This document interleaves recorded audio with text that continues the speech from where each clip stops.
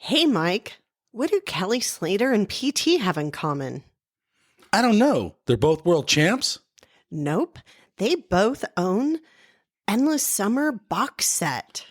Oh my God, rad. You guys, you can get it too. The link's in the show notes.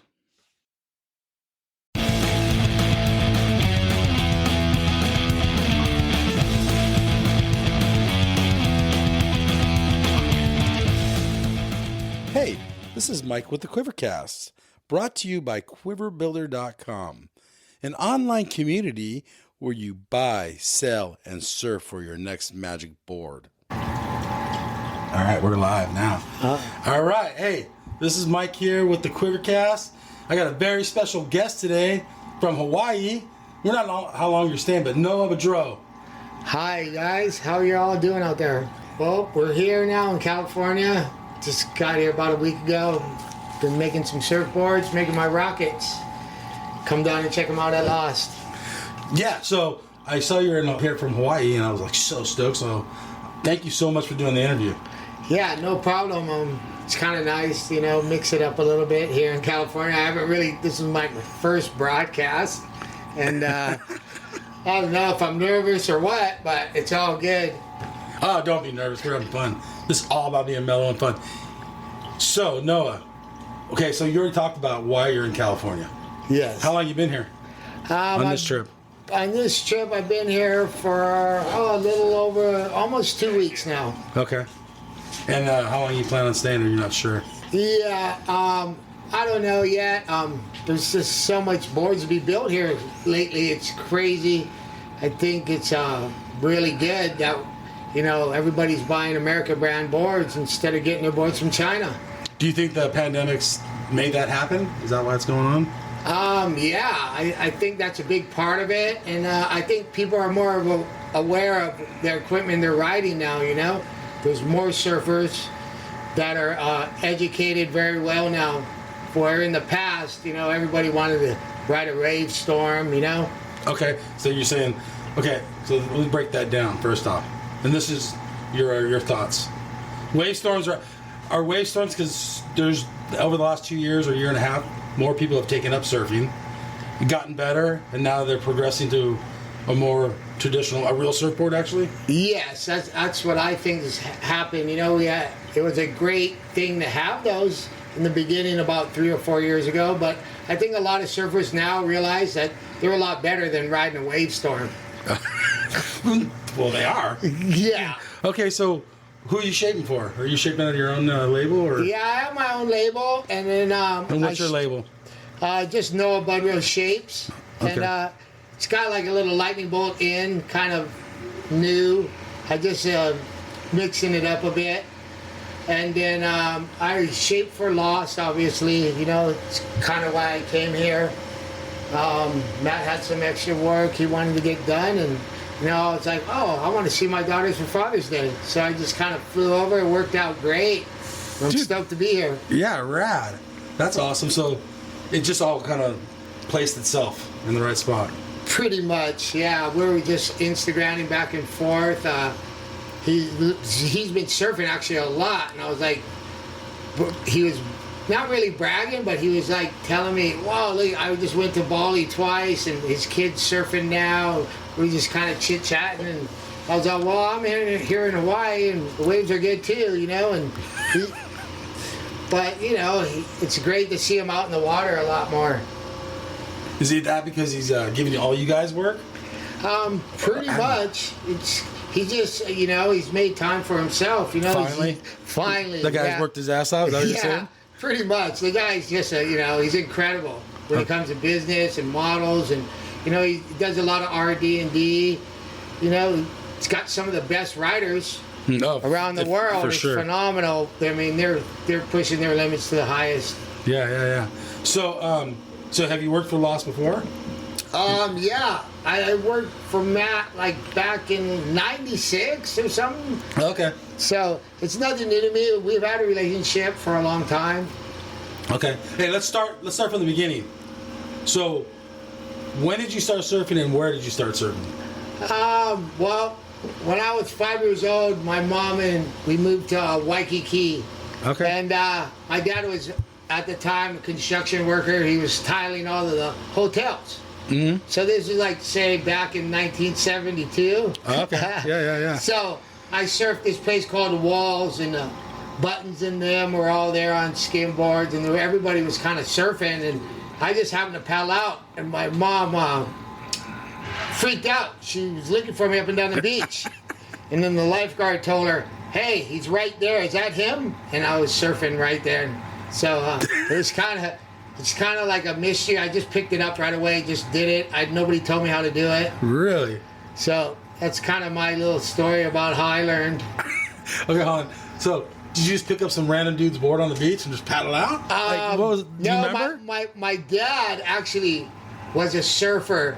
Okay. But he was just an average surfer, and he had the board on the beach that day. Okay. But he went somewhere, probably, I don't know, to the store or something that morning, and I just took the board and paddled out. My mom didn't even realize the board was missing either. Oh, it wasn't a beach day. You guys were at the house? No, it was a beach day in Waikiki. Okay, got it. Okay. So you saw Buttons and all those guys? Yeah. Were they laughing? Or like? Yeah. Well, when you're a Howley kid, you're like kind of stand out. Yeah. A white towhead in Hawaii. With all the local boys back then, was kind of like a standout. You were like, boom, there he is. Okay. That's funny. Yeah. So tell us about the early days. Well, as I progressed, I played baseball. We moved to Kailua. Played baseball and all these sports, but I'd always go surfing down at Kailua Shore Break. Okay. And one of the places that we surfed was called Dune Circle, and Budgie Kerbox lived on that street.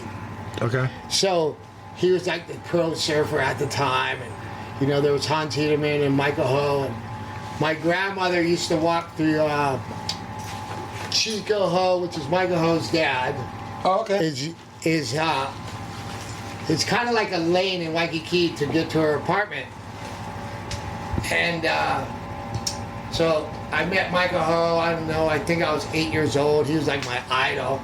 But then there was also Budgie Kerbox and Hans Hiederman, obviously, from Kailua. Yeah. So one day, Budgie decided to put on this contest at Kailua Shore Break. Okay. Like an impromptu, or was it like... No, just a little invitation. Yeah, local kids. Hey, you guys are all surfing every day. There was about 10 of us, I think, at the time. Yeah. A couple of kids around that lived on Dune Circle.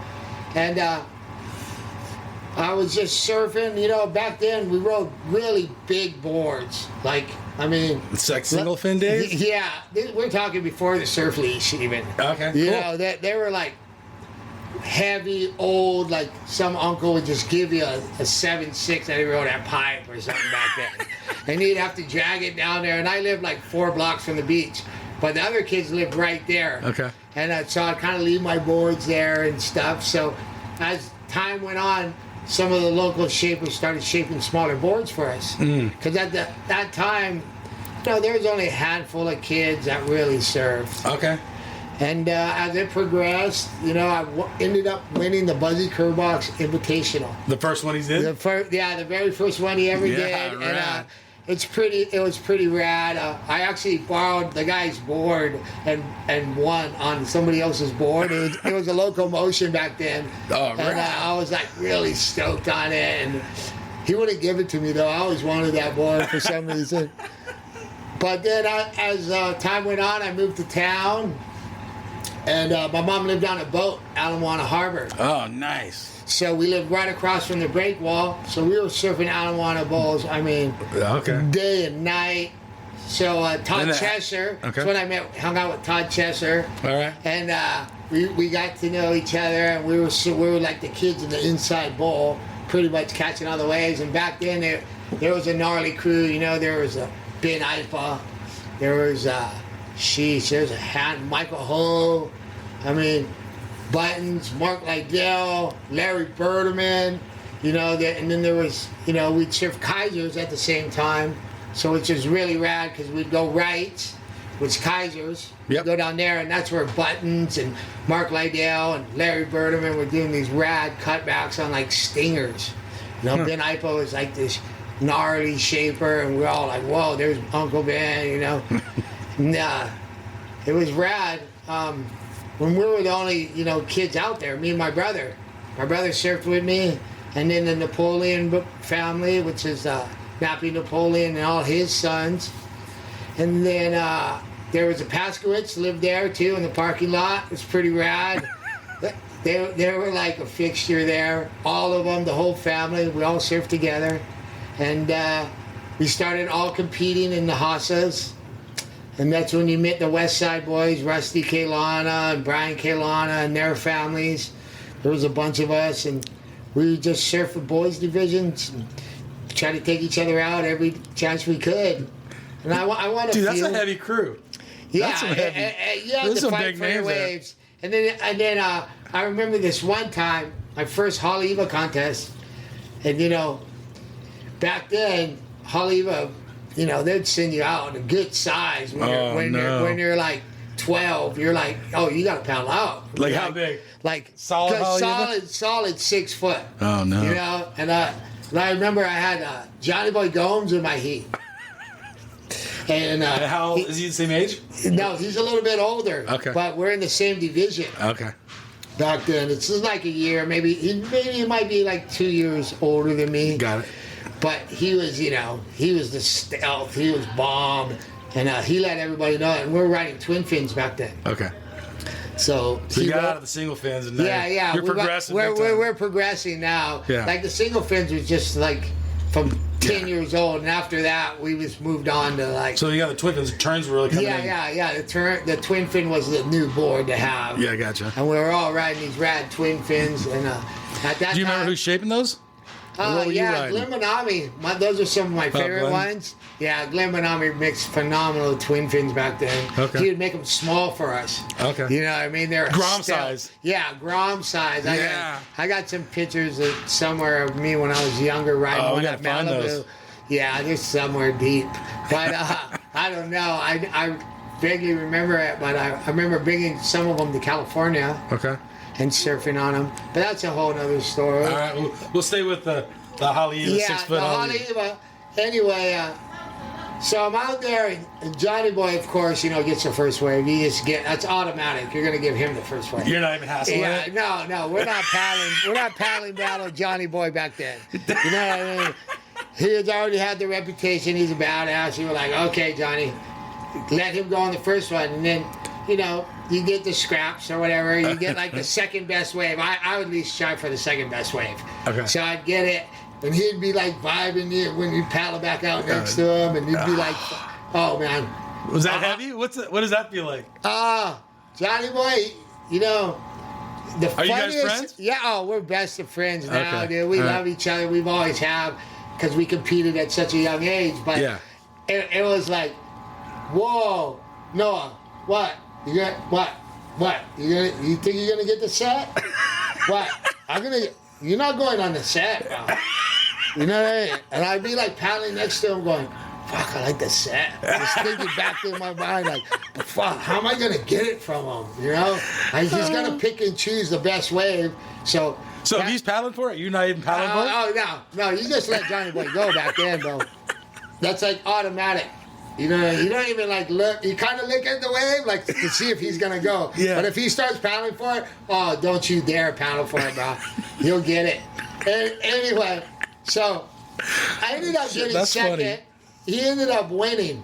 Of course. And I was all good with that. I was like, yeah. Second to Johnny Boy is good, right? Yeah, second to Johnny Boy any day of the week is fine with me, bro.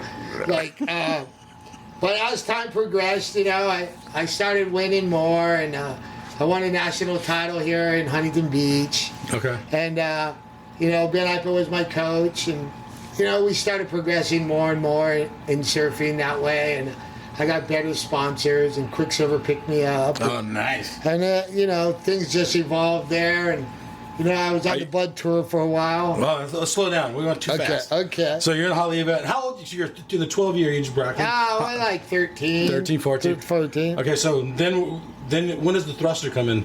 The thruster. It's got to be in that same era. Oh yeah, same era, right after the twin fin. Well, during the twin fin era, actually, we were adding little sticker fins to the back. Oh, little like stabilizers? Yeah, little stabilizers. Okay. And then the thruster came out. Simon Anderson. I mean, Yeah, that changed everything. I changed everything because I would go to the North Shore and watch the Pipe Masters when you were a kid. Yeah, of course. You know what I mean? And he showed up and rode that board. I was just like, whoa. Because everybody back then, there was this guy named Taz who rode a twin fin. And he'd do these 360s down the face. And I thought that was... At pipe? At pipe. Solid pipe? Solid pipe. No 10 way. feet. And there's Mickey Nielsen. There's a bunch of them, man. It was like... They were ripping, and that, you know, Jackie Dunn and the Roy Russells and the Jerry Lopez's. They were smoother, you know, compared to these guys. These guys are like Abandoned Ship, Chappie Jennings, you know, the Channel Bottoms. Yeah. I was there for all that.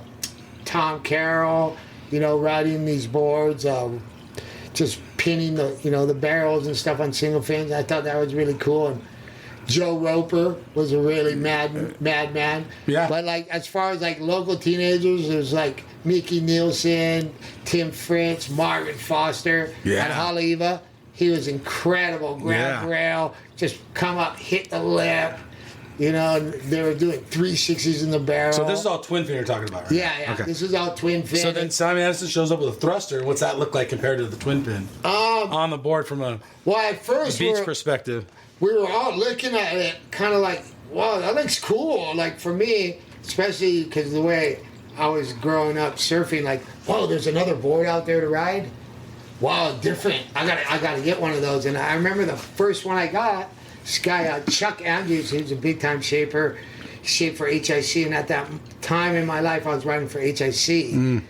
I went back and forth between Town and Country and HIC. Okay. My whole career. It's pretty funny growing up in Hawaii because those were the two biggest companies to ride for, and they got the best boards. Yeah. So I always wanted the best boards. And I had this guy, Leroy Dennis from Huntington Beach. He'd build me these other boards in the garage, like experimental boards we'd ride. So you're into the experimental stuff? Oh, yeah. Anything new, I was like trying. I remember I got this epoxy foam when it first came out. There's what year is that?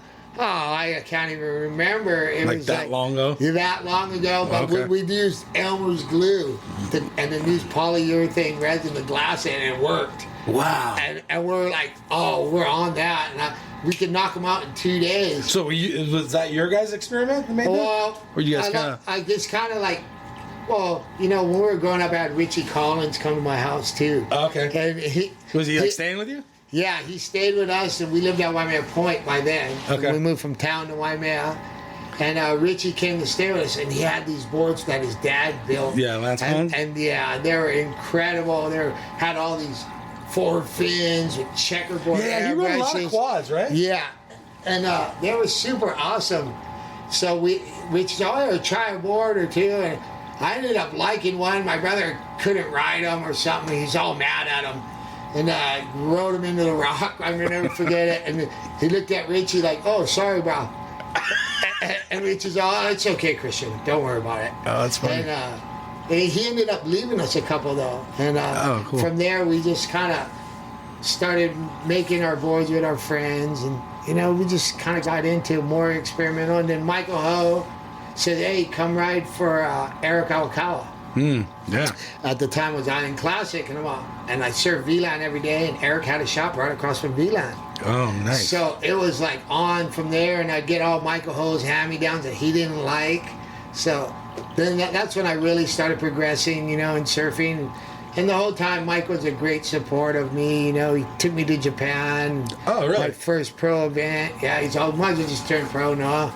How old are you? I was 16. Me, Archie, Brad Gerlach, a few other ones all turned pro that year. Oh, okay. And a couple held back, but we were like, you know, ahead of our time anyway at that era. We went to Najima Island, and we all made money, so we took the money.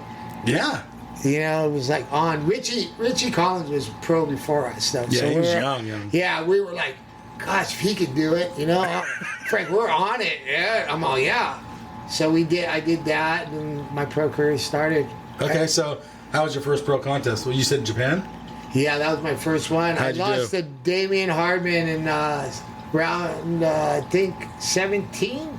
Okay, you did all right. Yeah, I like, you know, back then, you know, there was only 32 top pros. Yeah. So the trials were packed. So did you have to go through the trials? Yeah, we go to, everybody. So that's like a whole separate contest, right? Yeah. Like I would surf for like 4 days to get there. Geez. Yeah. So by the time you get to those guys, they're just smiling at you. You tired yet? And back then, it was 4 waves to the beach, you guys. It wasn't just How many 2. turns were you getting? Yeah, you had to hit it at least 5 times. So there's 4 waves. You had to catch 4 waves, and it was get judged 15 on 4 minutes. Some each, and the trials were 15 minutes.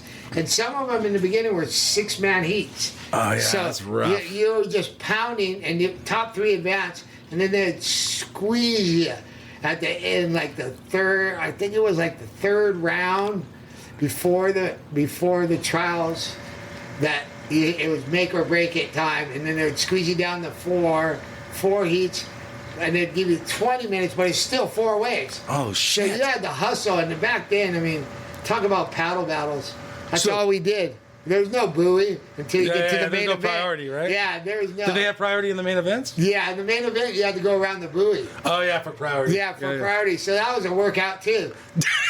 And my first one. So let me ask you a question. Yeah. The pros now that are taking the jet ski and dropped off. Oh. Dude, they have it easy, right? Yeah, they got shit. If I had that back then, man, I would have probably won a lot more heats. And it's only judged on 2 waves. I can't imagine just catching 2 waves, perfect waves in my heat. You'd just be sitting there just waiting for the perfect wave. Yeah. And hoping Johnny Boy's not in your heat. Yeah. Well, I wouldn't even have to worry about that because you only got to catch 2 waves. Like when you're catching 4, trying to make your heat with Johnny Boy in your heat, good luck. Good luck. You're going to get second, I'm telling you. Because he was, he's a paddler too. But, we had a good time. And so was it more about the good time? Were you having more fun with your friends and surfing all over the world? Or was it like, I need to make heats? Were you guys working out and stuff? Or was it just like... no, we worked out. Did you run? What did you do for a workout?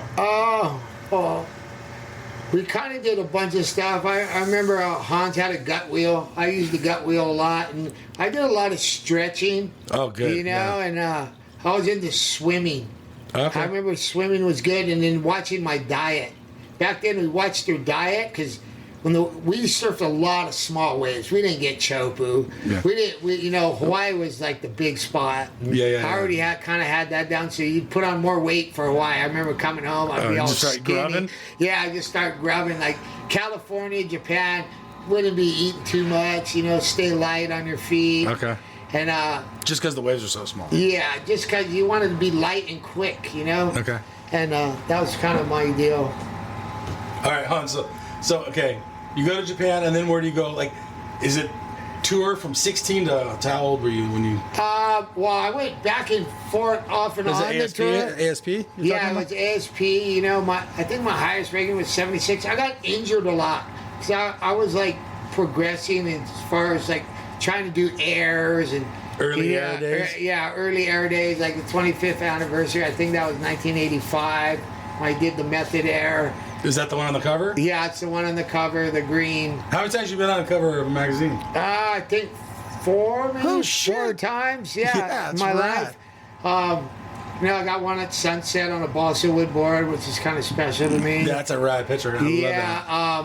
That's the inside bowl before you go into it. Okay. And then there's, there's a numerous other ones. Like I remember Breaker Out when PSAA, when Breaker Magazine was out, Breakout, I think it was. Yeah. And I got a cover on a Town and Country Pink board. Okay. That was a 4-fin. Oh, yeah. And I won the national, that's when I won the national title. And I don't know, there's been a few here and there, some Brazilian mags back in the day. Okay. I used to love the charged pipe, backdoor. What's your favorite wave? I love Off the Wall, Backdoor, Velziland. For lefts, I grew up at Rocky Point pretty much every day. Okay. And we were there, and it was fun. Backside airs at Rocky Point was a big thing for me. I used to love that, getting lofted in the wind, trying to land them. Back then, there wasn't much technique. You just kind of like popped it up. The boards weren't made as well as they are today. Either. So we were just kind of experimenting with the airs and 360s. And so what inspired you to try to do the airs? Or actually do airs? Did you see someone else? Progressive? No, I just knew that there was more to surfing than just hitting the lip and doing a cutback and a carve. Okay. You know, being in Hawaii, You had the power. He had the power, and the boards were starting to get more progressive, you know, with the thruster. Okay. And so the fins were getting better, we were just going, you know, tail pads were coming involved. Astro yeah, deck or Astro what? deck. Yeah, we had like little pieces, and then Or track top? yeah, no, I'm an Astro deck. Oh, you're an Astro deck guy. Never rode for track top. That was Bud Lamas in there. You know what I mean? I was always an Astro deck kid. Well, speaking of Bud Lamas, did he was he one of the guys that inspired you to do airs? Yeah, Bud was rad because he had this big tail whip and the fins would come out. And so you're like sliding now? Yeah, more? yeah. Well, no, he was like popping them out and launching it. Yeah, that was a big inspiration too. Or were you guys doing airs at that point when you saw him doing it? Yeah, but Bud was like one of the first backside ones I've ever seen. I gotcha. And I remember that it was like a Caton or something. He did one. I was like, whoa, I want to do some of that. And Bud's all the time. Me and Bud grew up together on the Bud tour, and he was already on it, and then I got involved with it. They were like, "No, stop traveling." And I'm like, "Okay, I'll go to the Bud tour." Were you burned out at that time? Like just going around how was traveling? Well, traveling back then was a lot different. You know, like I said, we were surfing like four rounds to get to the main event, and you just get tired. You know, the same grind. And when you're not doing that well and you're a little low on cash, you know, and they got this U.S. tour going on, it was like a no-brainer. You know, like, I could stay home and compete and still do the world tour. Make just as much money, a little less or more? No, I was making actually more money staying home because I ended up getting a place in Huntington Beach. Okay. Which was awesome. I had Bud, John Parmenter, called Bam Bam. He was like a great support. We lived across each other, and you know, we had all these new up-and-coming groms, too, to, like, beat down on, kind of. Okay. We had, like... So how'd you fit into Huntington, being a Hawaiian guy? Did you have to work your way up the ladder, or you just drop right in and enjoy? I just kind of dropped right in. I had, you know, like, winning the national title there, so I had a bunch of friends, you know, kind of helped me along the way. Like, Rockin' Fig was a big inspiration. Okay. Chuck Dent Surf Shop. Yeah. The shop I rode for. Okay. So I was already, like, a local kind of kid there, and I'd come every summer, and then I'd come down to San Clemente. Like, it was weird back then. I'd spend half the time up in Huntington and half the time down here at San Clemente with my friend Dino Andino. Okay, yeah. So we were going back and forth, and you know, that's when we were hanging out with Archie. So San Clemente's like a big part of my life ever since I was growing up too. Yeah, right. So I had like 2 spots really every summer. I could catch a train. It was killer from Huntington. Just catch a train down. Bam. We were here, and then spend the summer with Dino and his grandma. She was awesome too. So so let's just start. I want to back up a little bit. You're in Hawaii. You're riding for HIC or TNC, whatever. And then you bring in. How did those boards work when you get to California, or is that when you went to Chuck Dent and rode a California board? No, that after I got a little older. Okay. The Chuck Dent boards it was just more like a surf shop for me. Riding from the surf shops. You know, you're still getting your boards from. Yeah, I was getting my Island Classics back then. Island Classics. But when I first popped up in California, I was on TNC and had these twin fins, and Dino's all, "Let me see that board." You know, we're surfing lowers, and he's looking at it, and then he took it. He's all, "Let's come up to my house." And at that time, there's this guy out, McElroy. Okay. McElroy was a shaper. Yeah. Dino, local shaper, right? Yeah. So he's all, "Let me see that board." So he's looking at it and looking at it. He's all, "These things are cool." And he's all, "Yeah." I'm all, "Well, you know, if you want to take a couple of templates." You know, I didn't know any better. Yeah. And he's all, "Okay." And so that following summer, TNC came over too, like the Craig Cigar or the owners, and kind of gave McElroy a job. Like, "Dude, your boards looks insane. Hey, we like them." And so Dino started riding for Town and Country too. Yeah, we had a good time, you know. And Archie was on the team. Okay.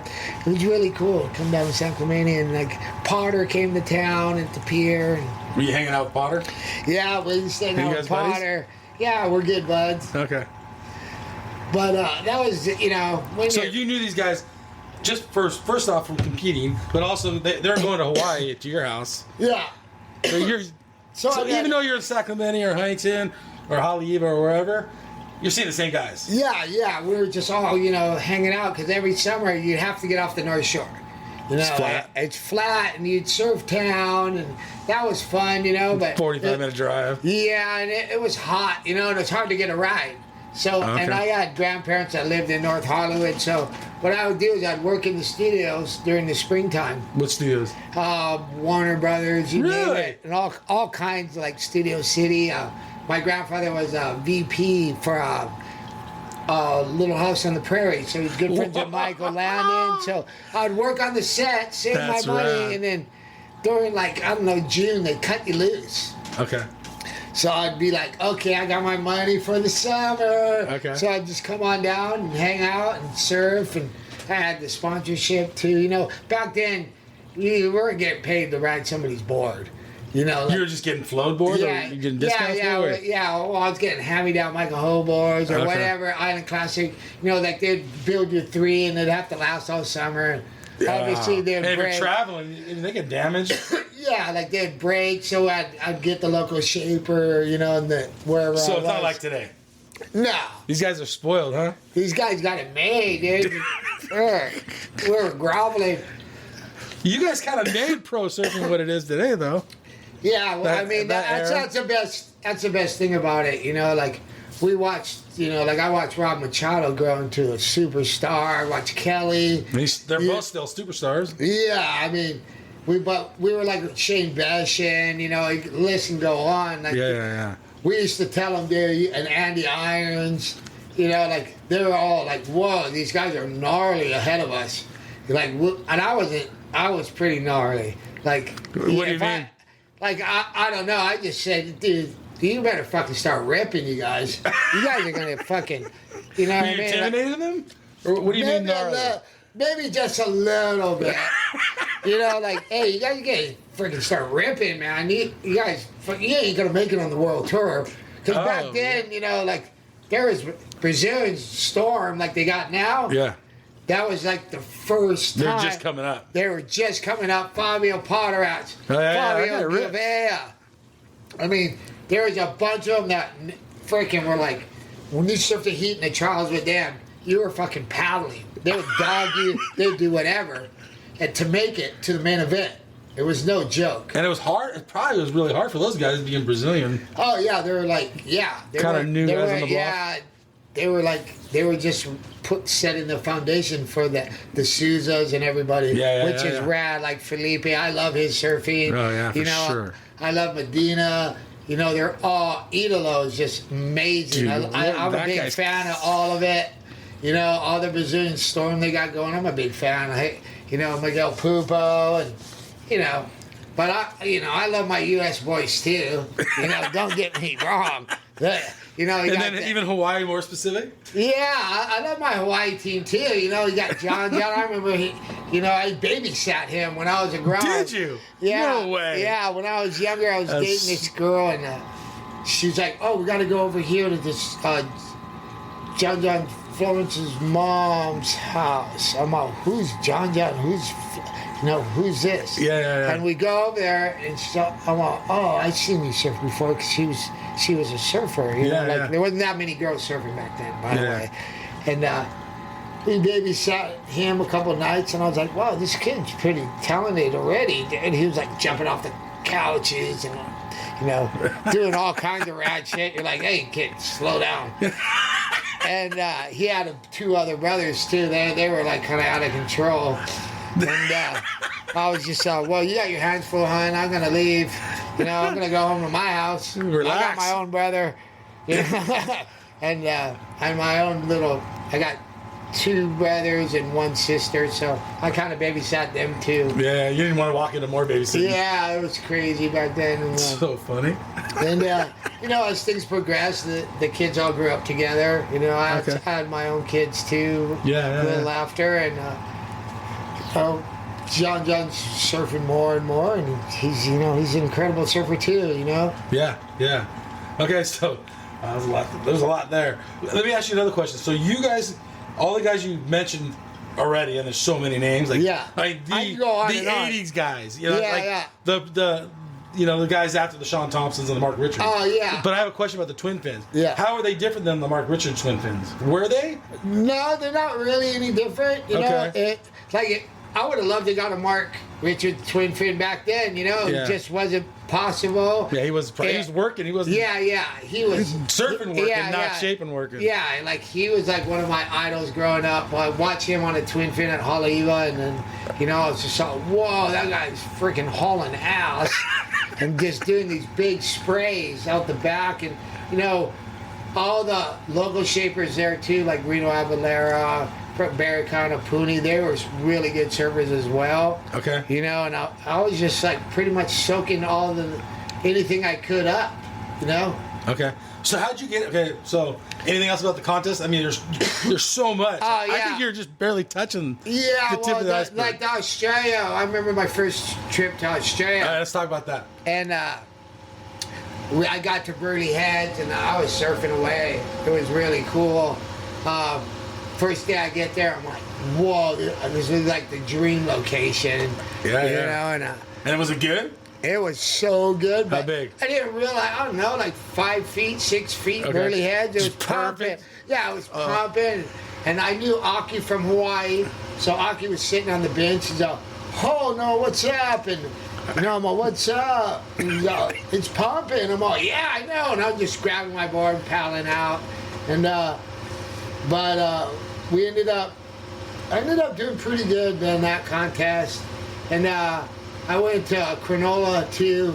That was like my very first event prior to going to Burley Heads. Like we went there and then to Burley, if I remember. And I did pretty good there too. I think I made a main event in Cronulla, but that's where Cronulla Point and Shark Island is. Oh yeah. And it's like when you're a kid and you're looking in the mag at Shark Island, you're like, oh, I gotta paddle out there.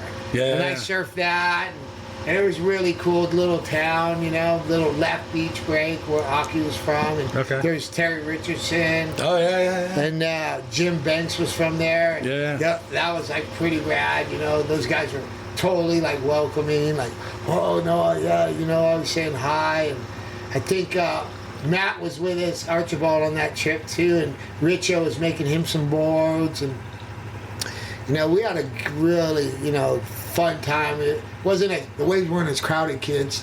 There was less and less people back then, really. Even in Australia? Even in Australia, I mean, I got to surf Kira 8 feet. Real Kira. You're saying uncrowded? Uncrowded to today's standards? Yeah, uncrowded to today's standard, but Kira, there wasn't a super bank back then. Okay. So I surfed Snapper way back in the day. Here's like this peely little bowly right. Okay. I mean, the round bar was there. That was always fun. And Alan Boone made me a rad 6 channel. I surfed against Gary Elkerton in a main event and lost, but had a good time, Shit, it was incredible. What about the food? Like when you're traveling all these countries, how did that affect you? Like you're going to Australia, probably similar to here, maybe. But if you're going to Japan or something. Well, it was all good. Japan people took really good care of me. I was really lucky. I worked for a really good Japanese wetsuit company. Oh, okay. So that was cool. And then I guess in an Island Classic, of course, in Japan, and then. Australia had the fish and chips. Oh, yeah. You know what I mean? So that was pretty cool. Eating French fries and fish. I mean, and they have really good fucking yogurt there, dude. Oh, really? Granola with yogurt and these fucking berries on top. I'd live on that shit forever. And then anything comparable here, around here, or in mainland? No. The French fries are a little thicker there. Okay. But it's kind of like the same little meals, but. It's just different. Other countries, like at McDonald's, and there it was a little different eating a hamburger than it is in America. Yeah, just a little bit. You're like just enough to notice. Yeah, just enough to know. Well, I don't know if I want a Big Mac. Unless they got they have like a different little sauce. So you kind of just go with a quick couple of cheeseburgers and a big fry. In Australia, get the big fries. Get a big Coke, and back then, everybody was drinking, so it was like they used to have a bottle shop They call it bottle shock, but you could drive up in a car and fill up like 24 beers, no problem, drive off. Back there. Really? Yeah. Like a drive-through? You drive through. It's the first one I so ever rad. seen. Yeah, and I was like, and you know, you start drinking with all the Australians. It's like, if you don't do that, man, you're a pussy. So you had to keep up, right? Yeah, and I'm pretty good at keeping up, let me tell you. I had some freaking wild nights. And the heat's in the morning? Oh, yeah, heats in the morning, no problem. Felt better.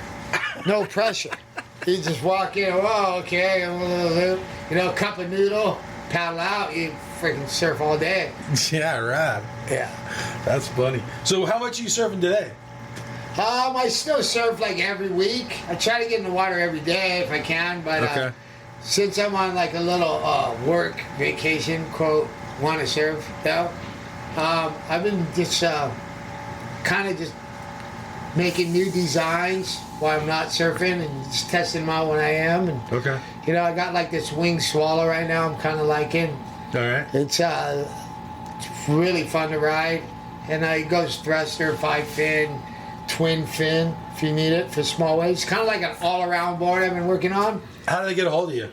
You can just go to my Instagram, Budroe Noah, and that's the quickest way. Yeah. Yeah, I'm stoked too. Yeah. So having fun. This is a great Yeah. interview, by the way. Oh, Laughed thanks, my ass man. off. Yeah, and we try to make it fun, you know. I got more stories, but we'll do that another time. So we get a hold of you through Instagram. Yeah, Okay. You're surfing a lot. yeah. And then, well, even in Hawaii, they can get a hold of you. I got some listeners in Hawaii. Yeah. But can they get them shipped back over here to the mainland, or is that? Or do you want to do it for I Lost? got a Venmo account. There's no problem. Okay. You know, I'm pretty flexible. And surfing in the COVID times in Hawaii, is it pretty like hell? A lot of new surfers?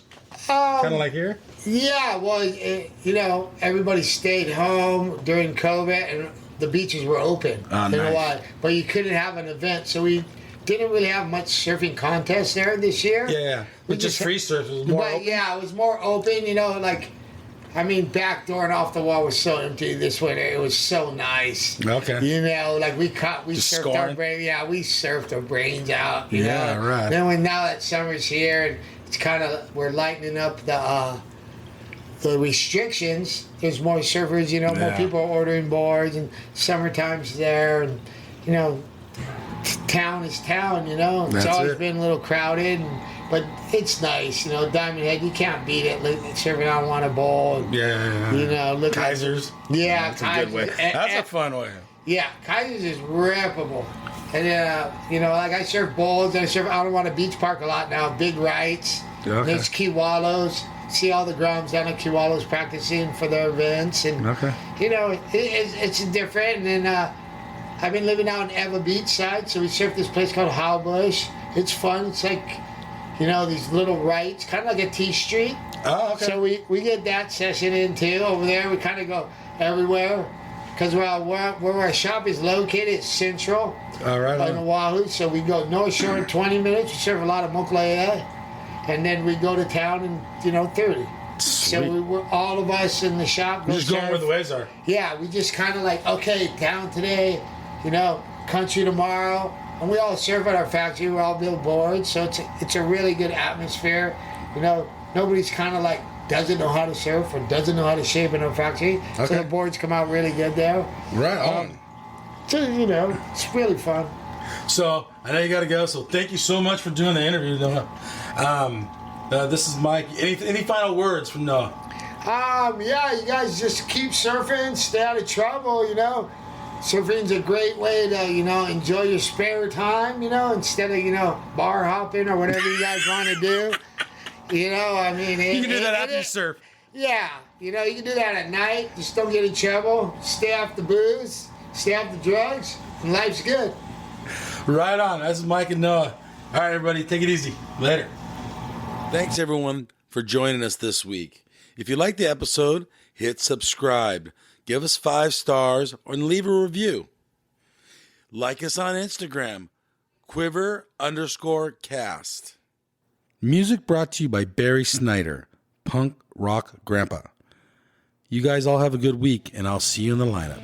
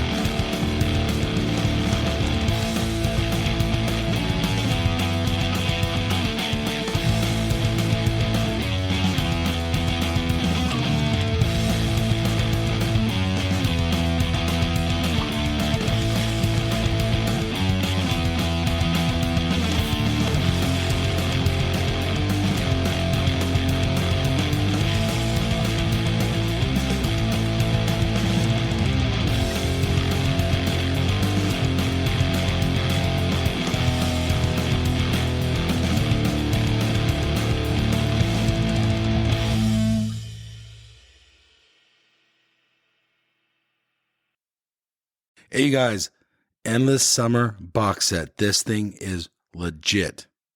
It's authentic, numbered certificate in it. It has a 5-frame film strip from the original print. You will literally own a piece of history. It has a specially minted bronze medallion. Dude, that thing's sick. Okay, there's so much more here. Go to the show notes. There's a link on there. Go check this piece of history out. This thing's rad. Seriously. Smithsonian American History Museum has it. It took 4 years of research with 3.5 in production, all hand assembled. This thing's rad. So much to this awesome box set. Remastered DVD, sharper images than the original film, but dude, this thing's so sick. Link in the show notes.